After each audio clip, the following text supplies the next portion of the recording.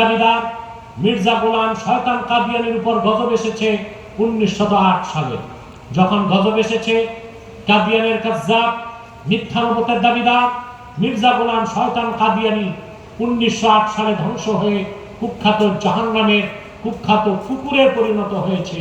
তার অনুসারীরাও ধ্বংস হয়েছে। বর্তমানে কিছু কাদিয়ানি বাংলাদেশে আছে, নাম পরিবর্তন করে করে মিথ্যা পরিচয় দেয়। কখনো নিজেদের পরিচয় দেয় আহমদী জামাত, কখনো বলে আহমদিয়া জামাত, কখনো বলে আহমদী সম্প্রদায়, কখনো বলে আহমদিয়া সম্প্রদায়, কখনো বলে আহমদী মুসলিম জামাত, কখনো বলে আহমদিয়া মুসলিম জামাত।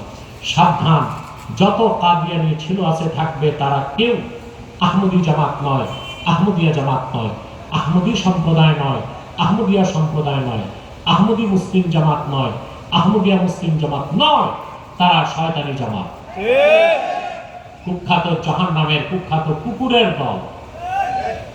আমাদের সকল দলের একটাই দাবি, অনতিবিলম্বে স্বাধীন বাংলায় শয়তান কাদিয়ানীদেরকে রাষ্ট্রীয়ভাবে অমুসলিম ঘোষণা করতেই হবে, করতেই হবে, করতেই হবে।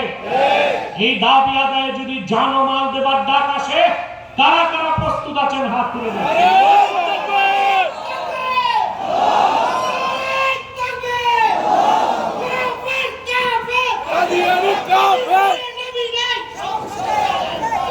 প্রিয় ভাইরা,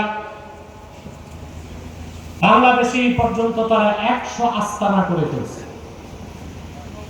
সবচেয়ে দুঃখজনক, আপনাদের গাজীপুর বোটবাজারের কাছে একটা আস্তানা করছে।